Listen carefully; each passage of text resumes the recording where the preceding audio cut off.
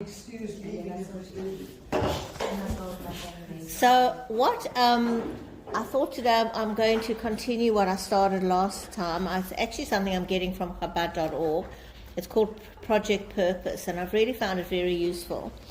Last time what I spoke about was this idea that if something in life is particularly difficult for you, it's a little hint or a big hint that you are that's your life mission. When things are easy, you fulfill that in your previous life and it's coming easy for you. But when things are difficult, that is a hint that it's your life mission. So one of the examples that Rabbi Jacobson gave was talking about, like, sometimes someone will come, and again, we're not talking about abuse, but someone will say be in a difficult marriage. He gives this example. And I think someone actually went to one of the rebbes about this, and they said, well, this might be precisely what you have to work with. So I was thinking today maybe a better example is sometimes you have a difficult child. You can't divorce that child, right? And you might go, wow, I got that child, and I wish, but actually the fact you've got that child, all that situation, is actually part of your mission. And just to remind you that when we talk about our mission, often people think that we don't have a mission only if you have the money to build a hospital or, you're the leader. It's not true. We all have personal missions.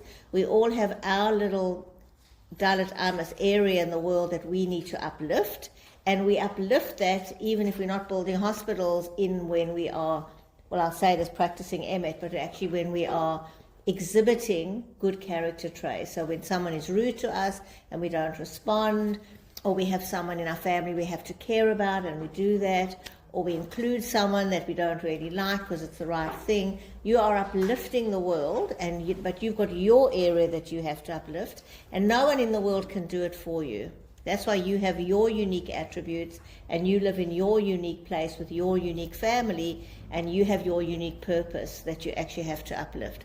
And you shouldn't feel it's any less important than the people who have a lot of fame and fortune, who are doing amazing things. And why I say that is I personally, I'll often see someone who's running, something for anti-Semitism, and I've got thousands of people, and they're doing it, and I go, wow, that's a real leader. And not everybody can do that, but it's no less. God didn't make us for that purpose. He made us for our purpose.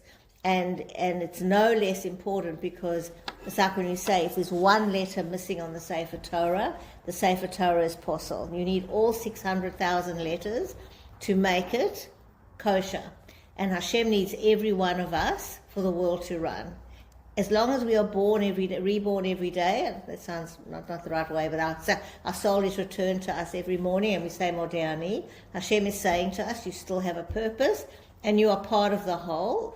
And if you are missing, then you are, we need that purpose as much as the person who's running the organization or running the country or building the hospitals. Your purpose is no less. So not to feel in any way that it's meaningless. The opposite is absolutely equal. And so every one of us has an essential function to fulfill. And when we have fulfilled that function, that is when we pass away. And that's why some people pass away, unfortunately, younger than others.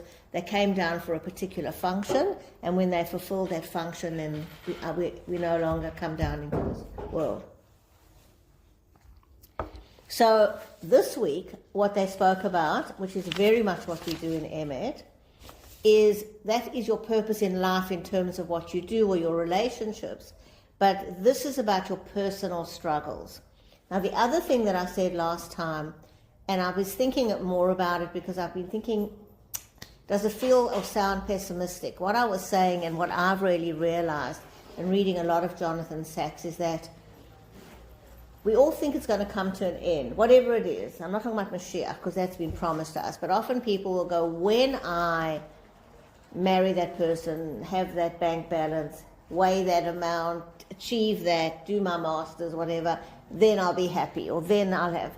But actually, life is a journey. So what Rabbi Sacks says is, if you look at the Torah, the whole Torah is a journey. It's 52 stops. So the first Parsha Bereshit is about the people who do the journey, how we came about being Jews and the personalities. But the rest of the 4 books are all just about, if you read them, I actually sometimes find them quite boring unless you learn Hasidus. They built the Mishkan, they put 7 screws in, they made some tapestry, they packed up, they moved to the next place, they unpacked, they put the screws in, they put other... If you actually read it, there's a lot of it is very little stories in between, but it's about their journeys and how long they stayed at each place. And each of the names of the places they stay has a Kabbalistic meaning and its growth. And the whole thing is the journey of the Jewish people. But, as Rabbi Sachs says, they never get there. They get to where Moshe can see Eretz Yisrael, and Hashem says you can't go in. And that's when the Torah stops, and then there are books of Joshua going in. But the actual Torah, the Jews don't reach their destination. It's a journey. And Rabbi Sachs says that is a metaphor for us, that our whole life is a journey. And we are moving towards something as a group and individually. But the point that I was thinking about, is often we think we're waiting for that moment that something is going to happen, but actually and it sounds like a cliche, but it's not meant that way. It is about the journey. It's about living in this transition state towards spirituality, and often that thing that we think is going to come doesn't come. But that doesn't mean our life has not been worth living. The opposite. If the whole Torah is full of the journey, then our lives are full of the journey. And in fact, what we're going through now, Sfiras HaOmer, is it's counting the 49 days between Pesach and Shavuot. It's also the journey to receive the Torah. But then again, every year we're receiving it again.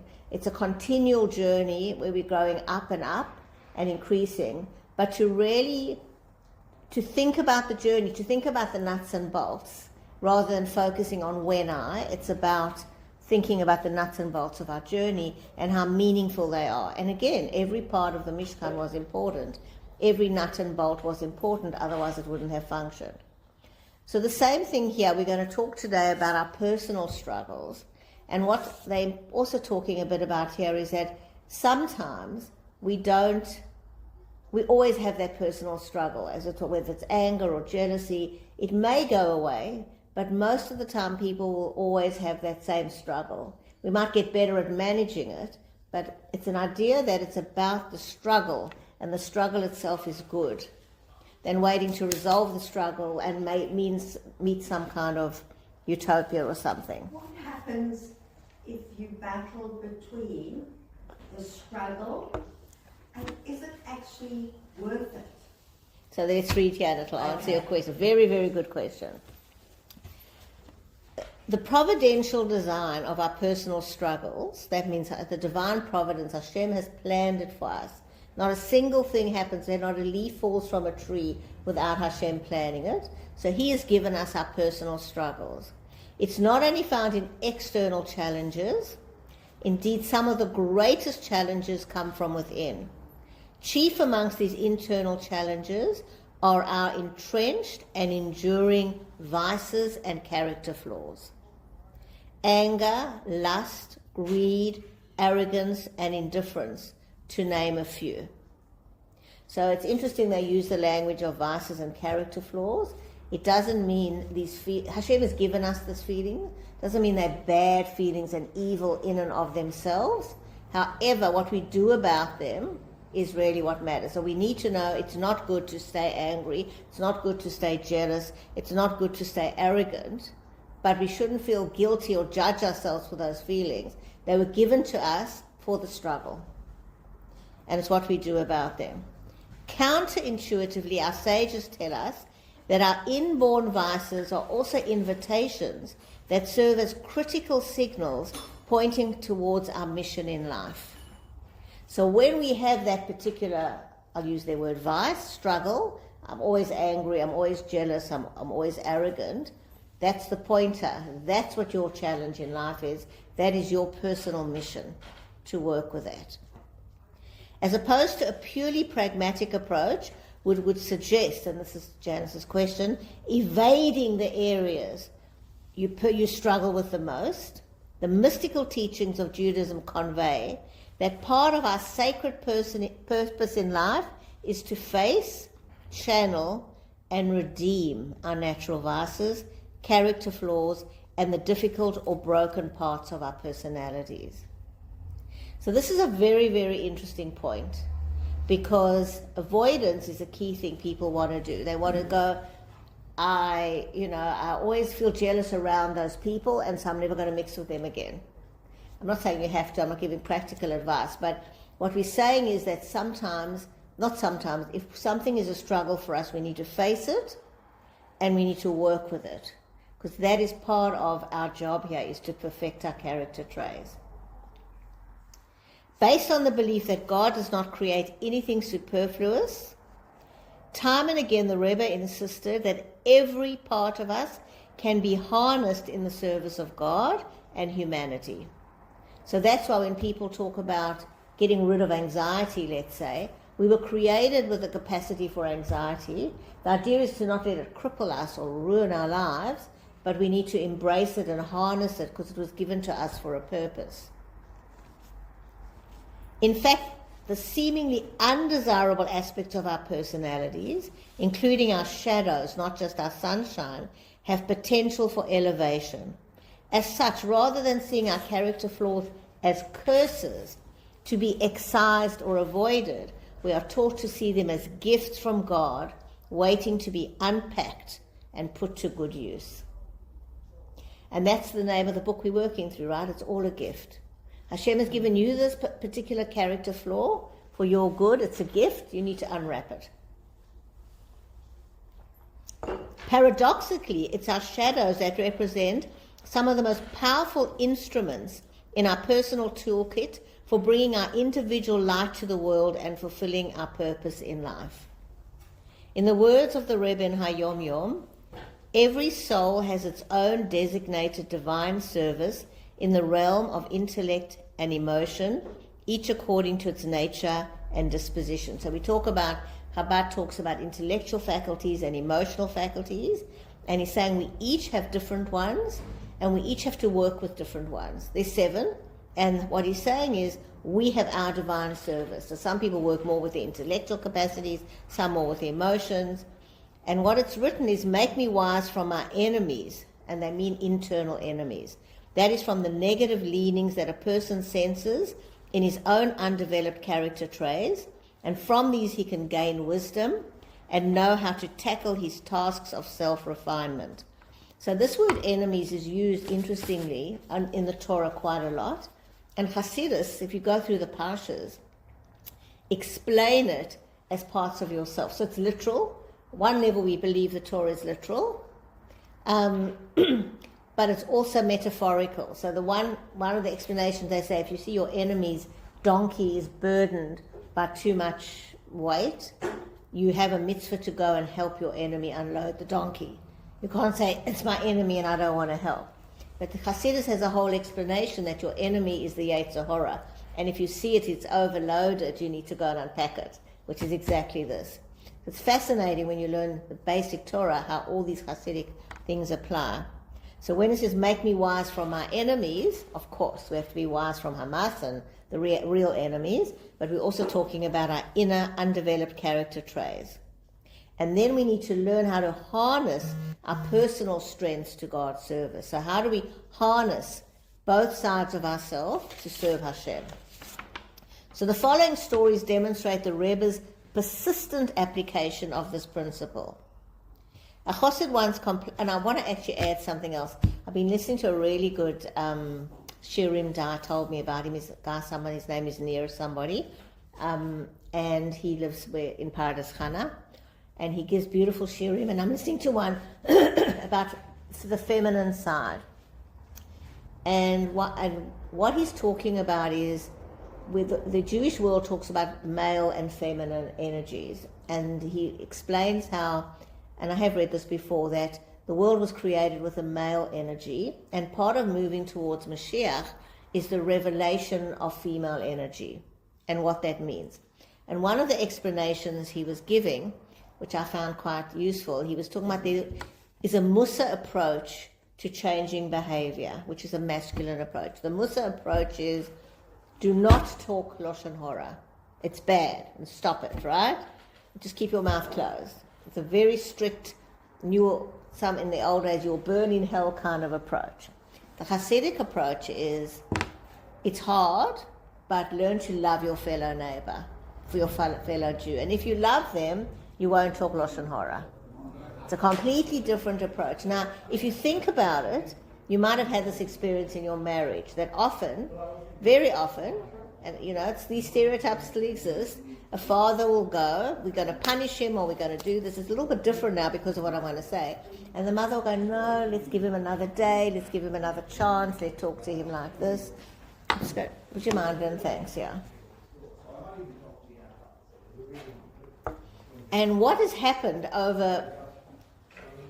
So the Hasidic approach is a feminine approach. And the Musar approach, he says, is a male way of dealing with things.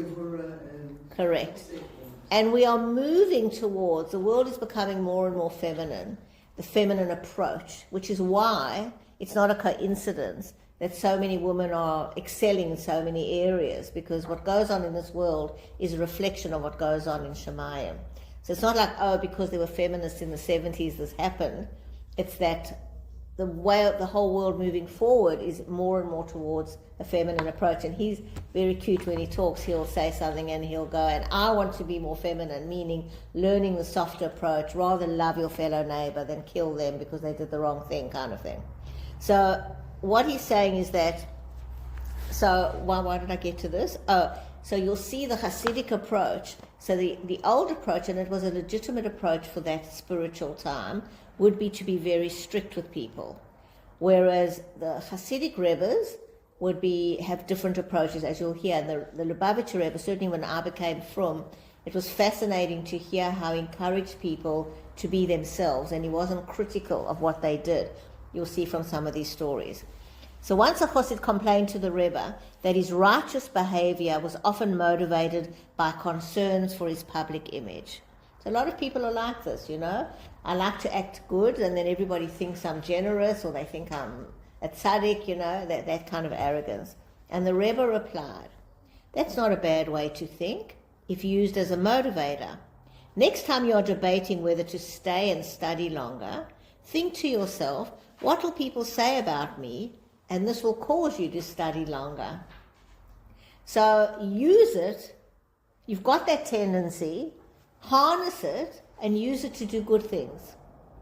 Show off, in other words, to help other people. And that's the reason why donations are given publicly. It's the one area where we talk about using people's arrogance. When a rich man looks at what his friend gives, he goes, I'm richer than him, he's not going to give more than me, I'm going to show the shul. You want to use that competitiveness or that arrogance to get tzedakah.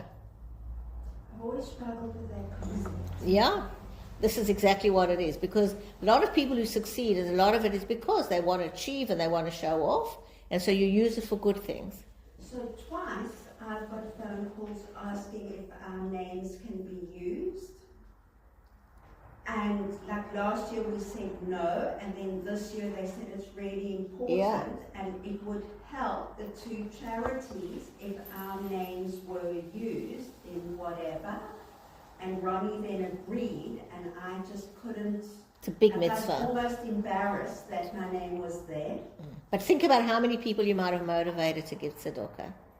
You don't know. People look and go, they can give. Yeah, it's written about often. So this is why it's not an arrogance. If you're doing it for that reason, it doesn't matter, because the action is important. Doesn't mean you're being cultivating being arrogant, but if you have that moment of, this is what I struggle with, then how can you use it for the good? In an ideal world, our positive behavior would be motivated by our values, rather by the way that we're perceived by others. However, if we use our ignoble intentions as fuel, we can, to use the above example, harness our seemingly shallow hunger for status and attention to propel us beyond where we might have reached based on our own pure motivations. One might call such a process spiritual composting, processing our psychic refuse and putting it to work for productive ends. In another instance, a man asks the Rebbe, Rebbe, what should I do to get rid of my inflated ego? Why get rid of it? The Rebbe replied. Why not live up to your own great expectation of yourself? Be the amazing person you believe yourself to be. Traditionally, Hasidic thought emphasizes bittul, which is humility, negation of one's ego or entitled self. In fact, yeshus, the strong sense of selfhood, which is predicated on a skewed sense of self-importance, is most often considered by the Hasidic masters to be the nemesis of holiness. So in Hasidus, they talk a lot about humility. It's a big, big thing, being bittul, making yourself, smaller. And so there are lots of stories. There's one story where somebody wrote to the Rebbe, and it was in the days that there was snail mail, and maybe it was in the, I don't know, anyway, since the 1950s, somewhere around between the 50s and the 80s, and he wrote to the Rebbe, and then he kept saying, I wonder about this, and I'm worried about this, and there's this whole letter. And all the Rebbe did was, he circled all the I's in the letter and posted it back to him. And it's a really big thing to work on, me, I want people to treat, whatever he said, right? So this is the idea. Hasidus is very big on being bittul. And it's one of the reasons it changed a little bit. But when I became frum, I didn't become frum in Chabad, and there we all called the rabbis rabbi, whoever. Then I come to Torah Academy, and it's Mendel and Yossi, and I'm going, they're rabbis. And Rabbi Kesselman said, no, but we have a rebbe, and the rest of us, we don't like to be called rabbi. It was an interesting thing. It took me a long time to get my head around it. They've changed it a little bit, but that was the Hasidic way. So that's why when the Rebbe said, why not live up to it, that's what they're saying here, it's not really a Hasidic approach. But he looked at this person and he said, this person is struggling with it. So what do? Do we say, try and get rid of it, push it away, fast for 100 days? Or do we go use it for the good? That's the difference. That's the feminine approach. According to the Rebbe in this, ego can also be channeled for holiness. In fact, it must be used properly. From this perspective, one's ego is not inherently negative. To the contrary, if integrated within a broader spiritual structure, it can play a catalyzing role in actualizing our purpose in life, providing the confidence and internal horsepower required to become your greatest self. So it's always a balance to use that to do well, but not in, you also at the same time know that who you are in the world. So this is actually I don't know if it's I don't think it's a proverb, but it says you should always imagine you've got two notes of paper, one in each pocket. The one in one pocket says the whole world was created for me, and the other one says I'm nothing but dust. So when you're feeling arrogant, remind yourself you're nothing but dust. But when you feel down and out, go, the whole world was created for me. And they're both 100% true.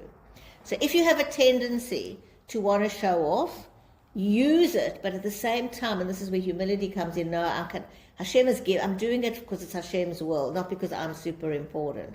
You've got to be, there is a balance, but it's just the idea of working with what Hashem gave you. I actually saw, I think I mentioned it to you, but I showed it to Les last night. I saw this, you might have all seen it, but on Sunday they had the march in Melbourne, and this barrister, this non-Jewish barrister, have you seen it? It's worth watching. What's his name? Lucas? Or... Not Lucas, his name is Lavac, L-A-V-A-C. I can't think what he said. So he's one of the top criminal barristers in Australia. He flew from Sydney to the march to protect, he held an Israeli and an Australian flag, to protect the legal rights of this tiny Jewish contingent. Not only, there were Australians as well, and there's massive thousands of Palestinians who had... Peter. Yeah. And Rebel News asked him, Yemeni asked him, why have you done this? And he's talking about how this is Australia, because one of the guys was saying, Melbourne is ours, Australia is ours. And he says, it's not. Jews are as Australian as everyone else, and it's not theirs. And this is an Australia problem. He's saying all of that. And he really was the first time that the police push him back. It's really worth watching. But what I've noticed, and this is this, he says, I am one of the top criminal barristers in Australia. And the police listen to him. And that's a time Didn't sound arrogant, but we have to step up and go, that's who I am. It's not arrogance, and I know the law, and I'm going to protect these people. So this is an idea where he's not meant to be walking around, I'm a nothing and I'm a nobody. He stood up and he said, I've got the power to do something. That's using the power Hashem has given you. And whatever you're doing in your life, sometimes, like Sarah Imenu, we're the matriarch of our home. We need to own it. Now, I'm the matriarch of the home, and I know what's good for my family, and we're getting rid of Hagar, and that's what we're going to do. So sometimes we have to own who we are, and that's not arrogance. But even if it's coming from a little bit of ego, if it's for the good, we should use it and not judge ourselves for that. Yet another example can be found in the story of a chassid living in London whose son Yaakov was melancholy by nature. Yaakov was withdrawn and did not seem to get very excited about anything. What can I do to change my son's nature? The distraught father asked the Rebbe. The Rebbe replied, your son's nature does not need to be changed. He can use this part of his personality towards positive ends. For example, to help advance his studies. Introversion is good for focused study and contemplation, the Rebbe explained, adding that a penchant for critical judgment is beneficial for self-refinement and, more broadly speaking, locating what is lacking and articulating what is necessary for progress. This is absolutely fascinating. I hadn't read this in depth, but when positive psychology started, I read all of Seligman's books, and I don't know if you read them, and I don't know which book it was in. Might have been Authentic Happiness, one of his books. They did all these studies about how optimism helps with everything, except they did a study with mathematics, and they found that people who were slightly more depressed did better on mathematics. Now, I know it's somewhere there, and I read it, and I can't tell you the exact study, but it always stuck with me, and I don't often quote it. But I always remembered that they actually found that when it came to focus and study, actually being a little bit, so I think, how did the Rebbe know that? But anyway, he did. And he said, so that's what he is. He'll be good, let him use it, let him be introverted, let him study, let him become the best he can be instead of trying to change who he is. So this is what we need to think about, the things that we're working on here, to work, to accept them, but also to channel them. So sacred mistakes. In the same way that all aspects of the personality can be channeled and elevated, the Rebbe insisted that all aspects of our life experience, even our misdeeds, are an essential part of our life story and can be harnessed and used for the greater good. So often people have terrible regret. Why did I do that? And the idea of this is, even if we did a misdeed, even if we did something wrong, that's an essential part of our life story, because nothing happens. Before something happens, we've got a choice to change it. But after it happens, we have to believe Hashem wanted it to happen. So again, the dichotomy. We shouldn't deliberately do it, but even if you make a big mistake, you invest in the wrong share market, or you don't invite someone to the wedding, or you let somebody down, you did the wrong thing, but the idea is it's part of your life story and can be harnessed for the greater good. This was an empowering message shared by the Rebbe with a group of Jewish inmates who came to visit him. The visit had been organized by Reb Sholem Ber Lipska, who, inspired by the Rebbe's teachings, Shami just died a week or two ago actually in Miami, founded an organization called Aleph, which helps provide spiritual and moral support for Jewish prisoners and their families. So a lot of people don't know this, but Chabad, and we're talking around the 70s, because his brother Mendel Lipska is in South Africa, and he used to visit, so the Rebbe was very involved in education in America, giving advice to President Reagan, and very involved in the prisons, in all kinds of ways, because it's actually not a Jewish way to have prisons. We have cities of refuge, but there are actually no prisons, if you think about it. So if you kill someone inadvertently, you go to a city of refuge. If you kill someone, there are two witnesses who definitely saw it, you get killed within 24 hours. Very rarely happened. They said if it happened once in 70 years, it was a bloody Sanhedrin. It very rarely happened, but if you steal, you pay back compensation, or you become a slave to the person. There aren't actually prisons in the Jewish way, really. But anyway, in America, there are prisons, and they were involved. And Rabbi Lipska brought these inmates. So Rabbi Lipska shared that during their encounter with the Rebbe, The Rebbe talked about the concept of jail and about the fact that men and women who are incarcerated have a mission from God, which is extraordinary. Otherwise, God would not put them in such a situation where they are in exile within an exile. The Rebbe talked about the unique opportunities and mission that these men are on. Put simply, while it's true that the cause of these individuals' incarceration was related to crimes they committed, the reason they found themselves in prison was that their souls had been hand-picked by heaven and sent them to a place of exile, an existential darkness, for the purpose of bringing divine light into a place of dire hopelessness and despair. So this is the dichotomy. The cause, the reason they're in is because they committed a crime. But the reason they're in is that Hashem handpicked them to be there. So if somebody embezzled money from their community, Yeah. for example, that's because they were divinely picked by... No, they have a free choice. You have free choice.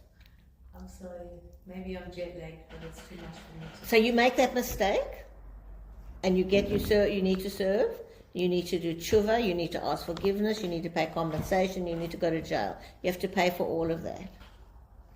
After the fact, that prisoner can look and say, how can I use what I did wrong to make the world a better place? And we're not forgiving them.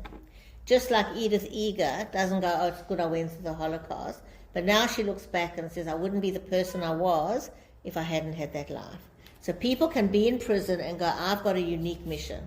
Because most people aren't in prison. What is my unique mission? I was there, let me harness that experience. So one of the things you sometimes see, for example, I don't have many examples, but there's an example, and again, I don't remember his name, but there's an anti-Semite who was virulent anti-Semitic in Czechoslovakia, one of those countries. And he discovered that he was Jewish. You'll find it online. My kids know his name. And once he discovered that he was Jewish and he realized his hatred and what he had done to the Jewish people, he now is well known, or the son of Mossad is another example. He now goes on a mission to these groups and he says, I was like you. I was a bald, whatever they call him, the skinhead. I was part of your group and I'm telling you why what you're doing is wrong. So he's used his experience. He was terrible. I don't know if he killed people, but he did really bad things. To go, it was a mistake, and to try and educate. Doesn't excuse what he did, but he's using it for the good. That's the kind of example that they mean. And that's why you have to admire someone like the son of Mossad or other people who come back and go, I was part of it, and I know why it was wrong, and now I'm going to use my knowledge to help the world. There's a whole group in Germany of Holocaust survivors' offspring Yeah. that promote Israel and go around now during these times, saying, well, what's going on in the world is wrong. Nazi offspring, you mean? Yeah. Yeah, you said Holocaust survivors. I know, Yeah. Nazi. That's right. Who go around. Their mission now is to show the world how bad this is. Yeah. So that's the Germany thing. does. I think Germany's actually got quite a conscience, if you want to call it that. Yeah. So we have to do the right thing, but sometimes we find ourselves doing the wrong thing. All of us. We might not embezzle money, but we might exclude someone from a wedding, or we might unintentionally underpay for something, or there are lots of laws. We might not be so, pay our bills on time. I hear lots of stories of cleaners and that, and they'll say they work for very wealthy people and they're not paid on the day and they've got to beg for their money. This is all anti-halacha. It's not like embezzlement, you don't go to jail, but these are serious money crimes from a Jewish point of view.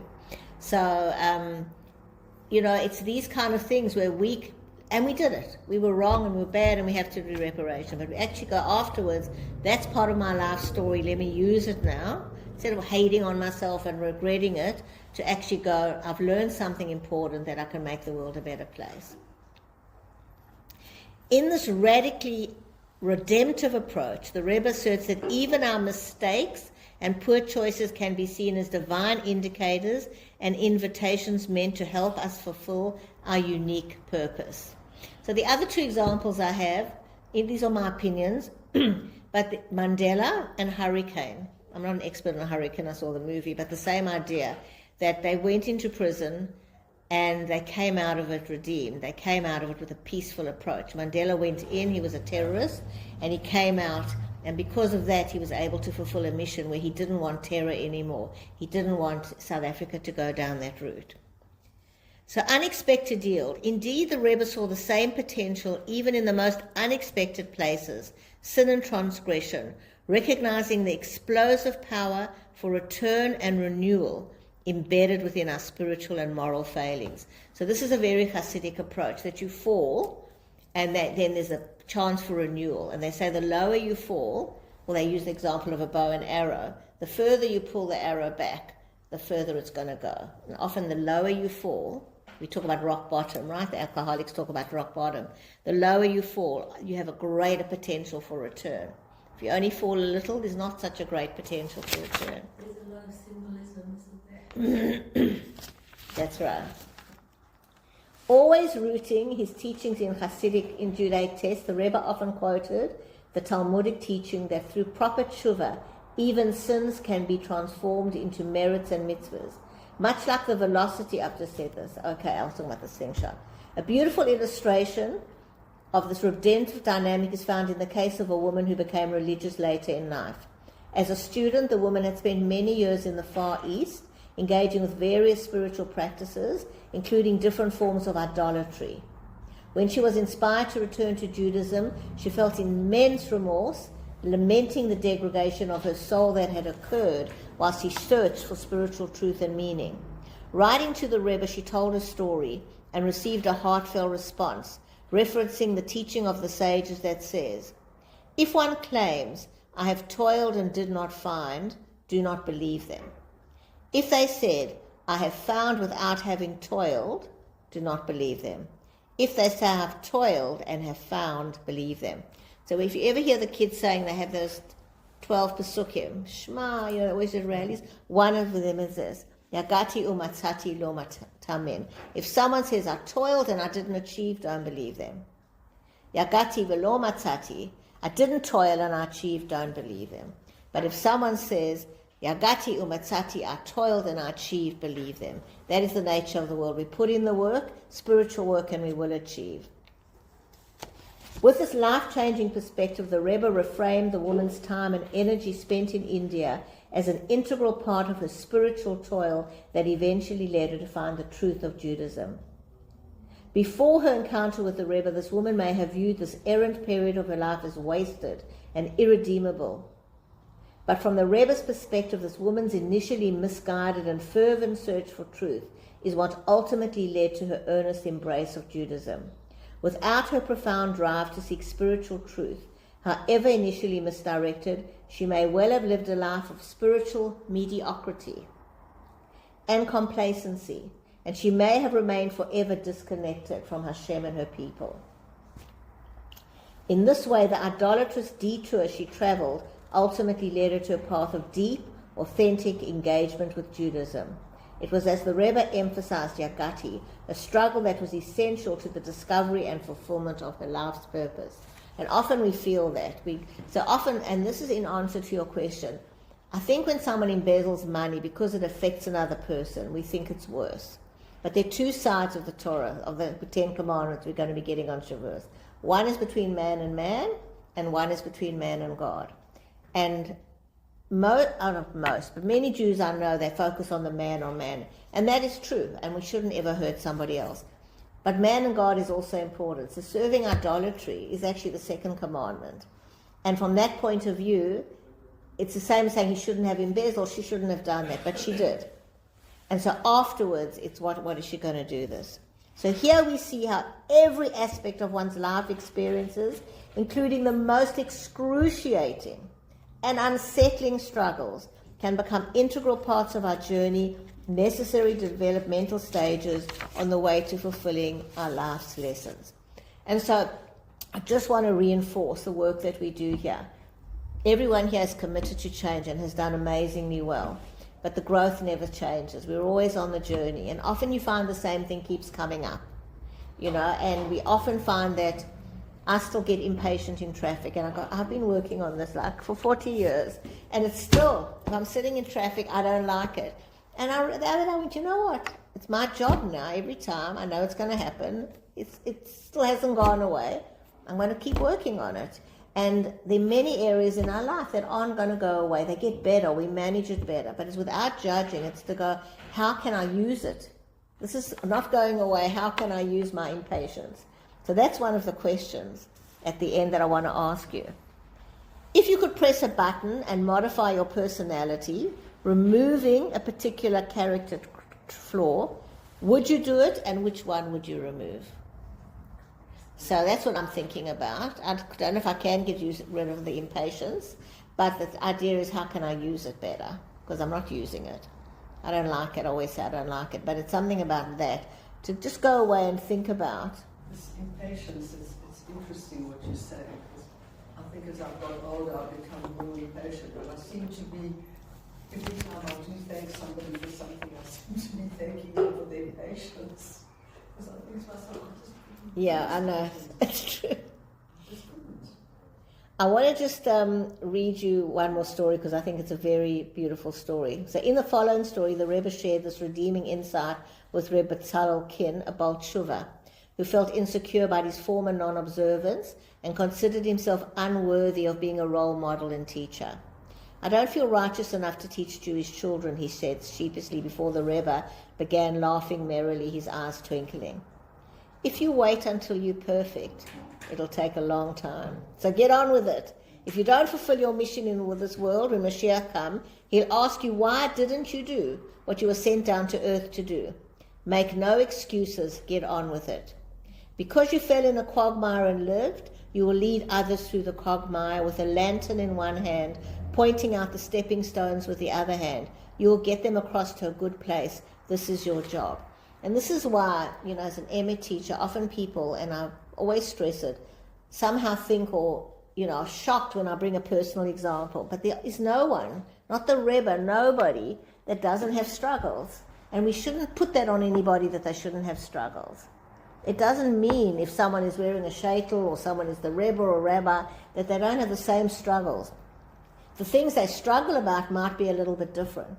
I once heard a brilliant shir, and it was saying that the Vilna Gaon used to get migraines. But what Rabbi Goldfein was saying about it is, but he had migraines about different things. He had migraines about world Jewry, saving world Jewry, people who were suffering. He wasn't having migraines about dishes in the sink. So maybe what's giving us, but we all have migraines, or we all have stress. And the idea is to get on with life and not wait till we're perfect. According to the Rebbe's redemptive way of viewing the world, our vices, character flaws, misdeeds and transgressions are not just the unfortunate banes and burdens to avoid or regret, but they are bespoke divine signposts on our path by God to help direct us to the most precise locations where our unique purpose waits. So that's why I wanted to share it with you. I thought it was very powerful.